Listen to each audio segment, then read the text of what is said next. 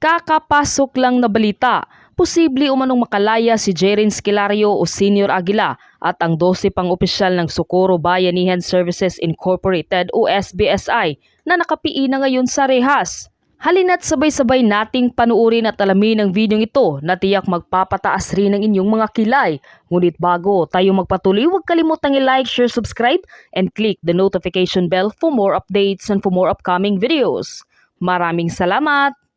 Nangangamba ngayon ang ilang netizens lalo na ang mga naging biktima ng Socorro Bayanihan Services Incorporated o SBSI na pinagmalupitan ni Senior Aguila. Posible kasi umano na makalaya si Senior Aguila at ang iba pang 12 opisyal ng nasabing grupo.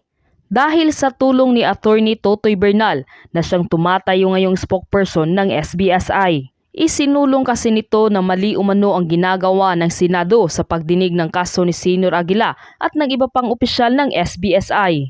Iginiit rin nito na hindi man lang umano pinakinggan ang panig ni Senior Aguila. Mula sa Senado hanggang sa media ay wala umanong kalaban-laban si Senior Aguila.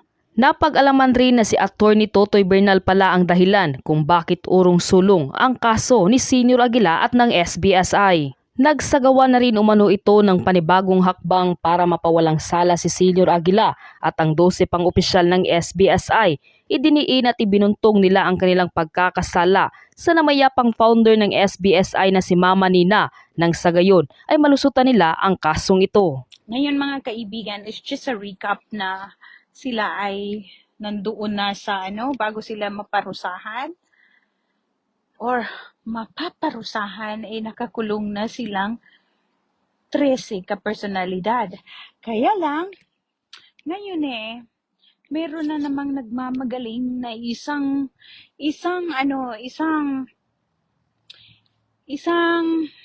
wannabe na isang board member sa Surigao del Norte na itong si Manong Totoy Bernal. Ito na naman siya ngayon ang nagmamagaling at tumatayong isang spokesperson ng mga kulto, mga kaibigan.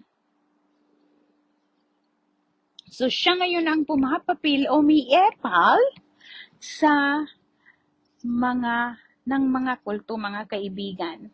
So sabi niya nga, mali yung mga ginagawa doon sa Senado, mali yung ginagawa nila ni Senator Bato at Senator Risa Hontiveros dahil nga hindi sila pinagsalita. Kaya naman, mamang matandang maputla, kaya ka hindi pinagsalita dahil originally, hindi ka naman talaga imbitado sa Senado. Pupumilitan mo lang ang iyong sarili. Ginoong maputlang board member ng aming Surigao del Norte, ikaw ay nagmamagaling, mukhang pera ka kasi, ikaw ay matanda naman na, dapat hindi ka na lang nakikiepal, hindi ka na lang sumakay sa tugtog at sumayaw sa tugtog ni Mamerto Galanida. Ngayon tuloy, nakita at nalaman namin kung sino at ano ka. Ano ang ginagawa mo doon sa hearing sa DAPA? Don't tell me. Ikaw ay nagnunosy ka lang naman. Gusto mo lang malaman kung ano na ang lagay ng mga kulto. Kaya pala, ikaw pala ang dahilan, Manong Maputlang board member, ikaw pala ang dahilan kung bakit urong-sulong ang mga kaso na hinahabla ng aming bayan against the mga kulto. Ikaw pala ang dahilan kung bakit nakarating ang kaso doon sa Bayugan.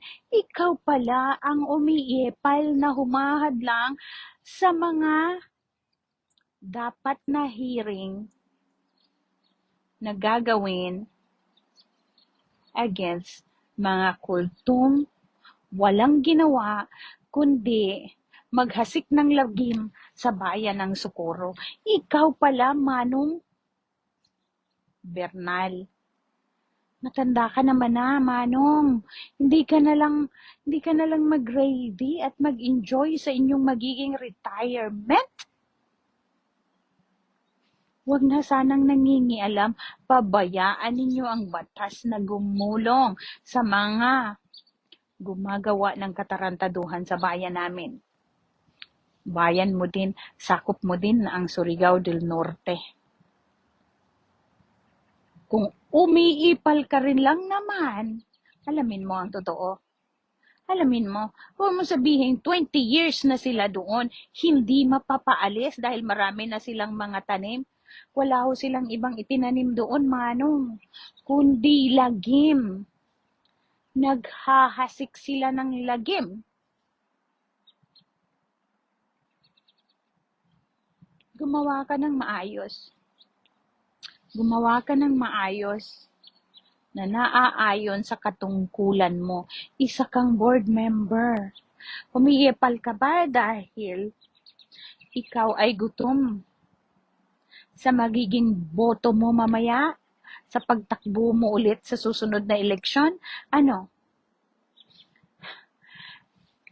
Gusto mo lang ipunin yung mga 3,000 boto na natitira doon or less pa? Mahiyahiya ka. Mahiyahiya ka. Dahil ikaw dapat ay maglagay or mag-impok ng magandang gawain bago ka rin lang naman mag-retire. At saka, katanda mo nang yan, umiipal ka pa. Umiipal-ipal ka pa. Kaya, ikaw pala talaga ang dahilan. Kaya pala, ang yayabang ng mga kulto kasama si Mamerto Galanida dahil sa'yo. Dahil alam nila na merong isang maputlang board member na nagmamagaling at nagpa-promise na kaya silang makalusot dahil sa power mo. Bakit wala kang nagawa? Bakit wala kang nagawa doon sa Senado? Bakit pinahiya ka lang, Manong? Ha? Ako yan dito sa dahil malamig talaga. Dito ako sa medyo mainit-init. Bakit wala kang nagawa? Tapos ngayon magsasasat ka after kayong nahatulan at naanuhan ng warrant of arrest. Isa kang abogado, hindi ba?